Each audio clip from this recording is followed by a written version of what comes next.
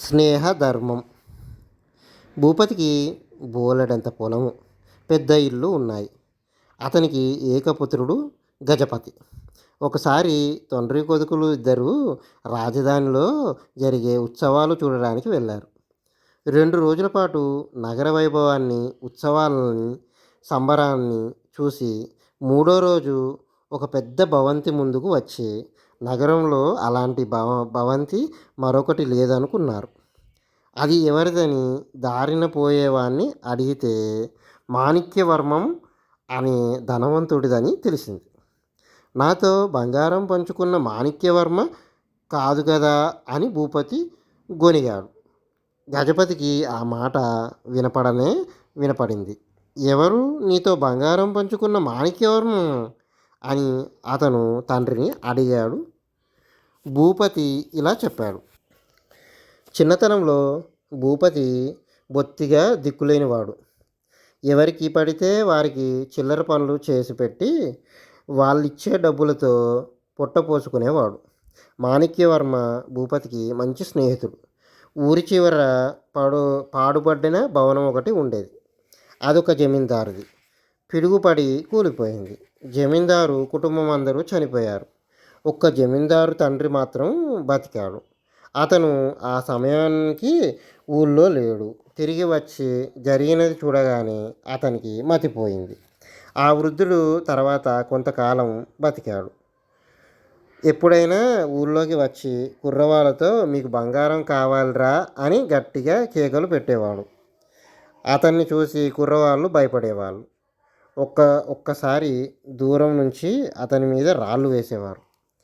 భూపతి, మాణిక్యవర్మ మాత్రం ఆ పిచ్చివాడి పట్ల స్నేహంగా ఉండేవాళ్ళు.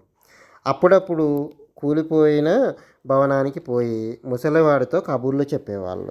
ఒకరోజు వాళ్ళు వెళ్ళేసరికి ముసలివాడు చావు బతుకుల్లో ఉన్నాడు. ఇద్దరు ఎంత నీరు తెచ్చి అతన్ని గొంతులో పోశారు. ముసలివాడు గుటకలు వేసి పిల్లలు పేరుట్లో వేప చెట్టు మొదట్లో బంగారం ఉంది, తవ్వి తీసుకోండి అని ప్రాణం వదిలేశాడు. కొద్ది రోజులు గడవనిచ్చి భూపతి, మాణిక్యవర్మ చెట్టు మొదట్లో కాస్తగా తవ్వసాగారు. 10 రోజుల తవ్వినాక పాతకాలపు పెట్టె కనబడింది. దాని నిండా బంగారు నగలు ఉన్నాయి. వాటిని స్నేహితులిద్దరూ సమంగా పంచుకున్నారు. తన వంతు బంగారంతో మాణిక్యవర్మ నగరంలో వ్యాపారం చేయాలని నిశ్చయించుకున్నాడు.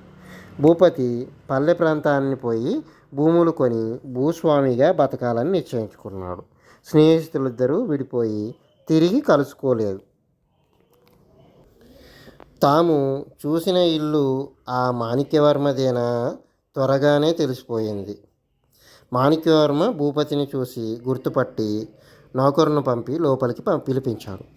తండ్రి కొడుకులు ఇద్దరు ఇల్లంతా తిరిగి చూసి అమిత ఆశ్చర్యపడ్డారు. గజపతికి ఆ ఇంటి వైభవాన్ని చూసినాక తండ్రి మీద చాలా కోపం వచ్చింది. నాన్న, నువ్వు నాకు తీరని అన్యాయం చేశావు. నువ్వు కూడా వ్యాపారం చేసి ఉంటే మనం కూడా ఇంత హాయిగా ఉందుము.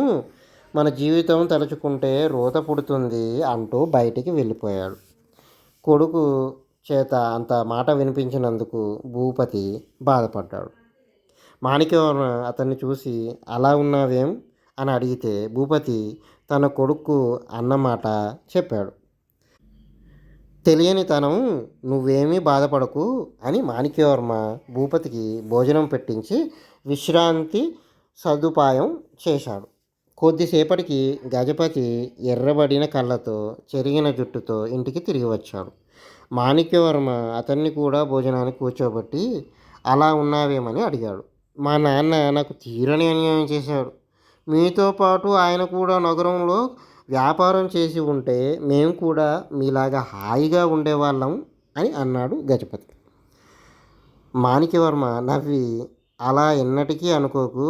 మీ నాన్న చేసిన నిర్ణయం ముందు చూపుతో కూడినది. వ్యాపారం అంటే జూదం.